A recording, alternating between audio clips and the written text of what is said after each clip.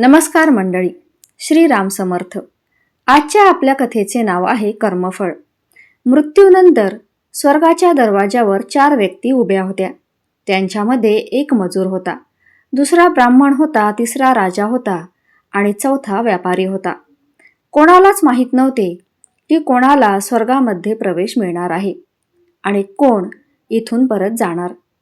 सर्वजण स्वर्गाचा दरवाजा उघडण्याची वाट पाहत होते आणि आपापसात बोलत होते, जसे की राजाला मरण्याआधीपासूनच सवय होती. त्याने आपला मुद्दा आधी सांगितला. राजा म्हणाला, मी खूप प्रसिद्ध राजा आहे.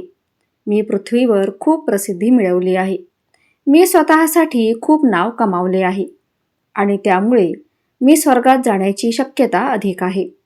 मग व्यापाऱ्याने आपला मुद्दा मांडला आणि म्हणाला, मी पृथ्वीवर खूप पैसा कमावला आणि त्या पैशातून मी शेकडो लोकांना मदत केली आणि म्हणून मी स्वर्गाचा हक्कदार आहे.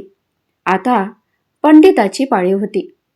पंडिताने तोंड उघडले आणि सर्वांना म्हणाला, तुम्हाला काहीही वाटेल, पण स्वर्गाचे दरवाजे फक्त माझ्यासाठी उघडतील हे निश्चित आहे. पंडित रात्रंदिवस देवाचे स्मरण करत, त्यामुळे पंडिताचे स्वर्गात स्वागत होणे स्वाभाविक आहे. सर्वांनी आपापली बाजू मांडली. तेव्हा सर्वांच्या नजरा त्या मजुराकडे लागल्या, जो काहीही न बोलता डोळे खाली करून शांतपणे उभा होता. स्वर्गाचे दार उघडले. नजर खाली न करता तो काहीही न बोलता तिथेच उभा राहिला. स्वर्गाचे दार उघडले आणि एक देवदूत तिथे येऊन उभा राहिला. देवदूताच्या हातात एक पुस्तक होते, ज्यामध्ये ही सर्व कर्मे लिहिलेली होती. देवदूताने प्रथम राजाला बोलावून विचारले, तू तुझ्या आयुष्यात कोणती चांगली कामे केलीस ते मला सांग. मी ते या पुस्तकात पाहीन आणि तुम्हाला आत जाऊ द्यायचे की नाही ते ठरवीन. राजा म्हणाला, माझे राज्य जितके मोठे होते तितकेच ते समृद्ध होते आणि माझ्या राज्यातील सर्व लोक सुखी होते. सर्वजण खूप आनंदाने जगत होते. मी त्यांना कधीच काहीही कमी पडू दिले नाही आणि ही माझी चांगली कृती आहे. देवदूताने त्याच्या पुस्तकात पाहिलं आणि बघितल्यावर राजाला म्हणाला, तू खरं बोलतोस. तू तुझ्या राज्याच्या प्रजेला खूप सुखी ठेवलं होतं, पण तुझ्या राज्याची सीमा वाढवण्यासाठी शक्य तितकी युद्ध केलीस. तुम्ही केलेल्या सर्व युद्धामुळे हजारो सैनिकांना प्राण गमवावे लागले होते. ते हजारो सैनिकांच्या कुटुंबियांच्या दुःखाचे कारण तूच होतास. त्यामुळे तू स्वर्गात येऊ शकत नाहीस. आता व्यापाऱ्याची पाळी होती. देवदूताने त्या व्यापाऱ्याला विचारले की तुझे कोणते सत्कर्म आहे. तेव्हा तो व्यापारी म्हणाला, मी शेकडो लोकांना अन्न दिले आहे, अनेक आश्रमांना दान दिले आहे, मी अनेक निराधारांसाठी घरं बनवली आहे. हे माझे चांगले काम आहे. देवदूताने पुन्हा त्याच्या पुस्तकाकडे लक्षपूर्वक पाहिले. तुम्ही घर बनवले आहे ते चांगले काम आहे. तुम्ही पुष्कळ धर्मदाय केला तेही ठीक आहे, पण ज्या पैशाने तुम्ही हे दान केले आहे ते पैसे मिळवण्यासाठी तुम्ही खोटे बोललात. तुमच्या पैसे मिळवण्यामध्ये किती हेराफेरी आणि किती भेसळ आहे. त्यामुळे तुम्हीही स्वर्गात येऊ शकत नाही. हाच प्रश्न पंडितांना विचारल्यावर पंडित मोठ्या आत्मविश्वासाने म्हणाले, मी असंख्य लोकांना ज्ञान दिले आहे, हजारो यज्ञ आणि पूजा केल्या आणि रात्रंदिवस देवाचा नामजप केला. यापेक्षा चांगली कृत्ये काय असू शकते. देवदूताने त्याच्या पुस्तकात डोकावून पाहिले आणि पंडितांना सांगितले, तुम्ही सर्व लोकांना जे काही ज्ञान दिले आहे, पण स्वतः त्या गोष्टी कधीच अंमलात आणल्या नाहीत. तुम्ही कधीही यज्ञ पूजा केली नाही किंवा निस्वार्थपणे भगवंताचे नाव घेतले नाही आणि म्हणून तुम्हाला स्वर्गात घेण्यास बंदी आहे. आणि हे सर्व पाहून मजूर आश्चर्यचकित झाला.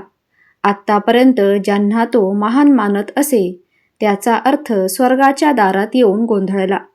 पृथ्वीवर चांगल्या मानल्या जाणाऱ्या कर्मांची इथे किंमत नव्हती असे समजते. जेव्हा देवदूताने त्या मजुराला आपल्याकडे बोलावले आणि त्यांनी त्याला त्याच्या चांगल्या कृत्यांबद्दल विचारण्याआधीच तो मजूर बोलला, भगवान, मला माहीत आहे की मी स्वर्गात प्रवेश करण्यास देखील योग्य नाही, पण फक्त एकदा या स्वर्गाला ढुंकून बघण्याची इच्छा आहे. मला फक्त एवढेच हवे आहे. मला यापेक्षा जास्त इच्छा नाही. कारण अशी इच्छा पूर्ण करण्यासाठी मी माझ्या आयुष्यात काहीही केले नाही. मी दिवसभर काबाड कष्ट करतो आणि जे काही पैसे कमावतो ते मी माझ्या कुटुंबाच्या उदरनिर्वाहासाठी खर्च केले आणि म्हणून दानासाठी काहीही शिल्लक नव्हते. मी लोकांची काय सेवा करणार? कारण कामानंतर जो थोडा वेळ मिळतो तो मी माझ्या म्हाताऱ्या आई वडिलांच्या सेवेत घालवतो. आणि हे सगळं करून कधीकधी मी देवळातही जायचो आणि देवाने मला दिलेल्या जीवनाबद्दल आभारही मानायचो. देवदूताने त्याच्या वहीत अतिशय काळजीपूर्वक पाहिले आणि थोडा वेळ पाहतच राहिले. मग त्याने मजुराला आठवण करण्यास सांगितले आणि विचारले की तू कधी चांगले काम केले आहेस का? ते मला सांग. मजूर थोडा वेळ विचार करून म्हणाला, हो, मला थोडंसं आठवतंय. एकदा मला खूप भूक लागली होती आणि मी जेवायला बसलो होतो. तेवढ्यात एक अतिशय अशक्त कुत्रा जो नीट चालूही शकत नव्हता तो माझ्याजवळ आला आणि माझे जेवण बघू लागला. मग मी त्याला माझी भाकरी खायला दिली होती आणि त्या दिवशी मी स्वतः उपाशी झोपलो होतो. आणि हे ऐकून देवदूत हसला आणि मोठ्या आदराने मजुराला स्वर्गात घेऊन गेला. आता अशीच आणखीन एक छोटीशी कथा पाहूया. एका गावात सखाराम नावाचा शेतकरी राहत होता. तो साधा, प्रामाणिक पण कधीकधी थोडा भोळाही होता. त्याच्याकडे थोडीफार जमीन होती आणि त्यावर तो मेहनत करून जगत असे. सखारामचा शेजारी होता सुरेश. हुशार पण स्वार्थी आणि कपटी होता. सखारामने एकदा बऱ्याच मेहनतीनंतर भरपूर गहू पिकवला होता. गहू साठवून ठेवला होता. पण एका रात्री सुरेशने चोरी करून तो गहू आपल्या गोदामात लपवला.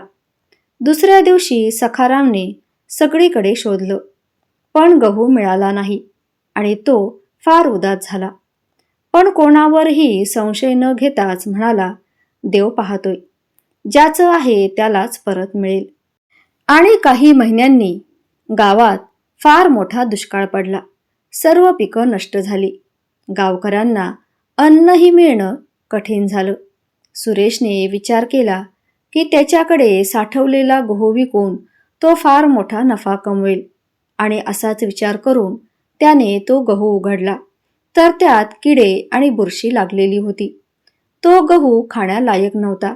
उलट सखारामच्या प्रामाणिकपणामुळे गावातील लोकांनी त्याला मदत केली आणि त्याचं नवीन पीक भरघोस आलं.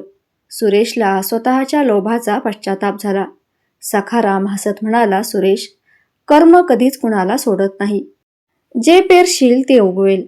कर्माची फळं उशिरा मिळाली तरी ती नक्की मिळतेच. चांगलं कराल तर चांगलं परत येईल, वाईट कराल तर वाईट परत येईल. मित्रांनो, लोभ, आसक्ती आणि माया या सर्व भावनांमध्ये सत्कर्म केले जात नाही किंवा ते सत्कर्माच्या श्रेणीत गणले जात नाहीत.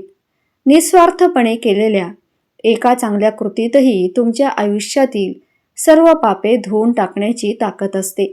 आणि म्हणूनच जेव्हा जेव्हा तुम्हाला संधी मिळते तेव्हा निस्वार्थपणे आणि चांगल्या मनाने चांगले कार्य करा. तर तुम्हालाही ह्या कथा आवडल्या असतील तर एक लाईक नक्की करा आणि चॅनलवर नवीन असल्यास सबस्क्राईब अवश्य करा. रामकृष्ण हरी.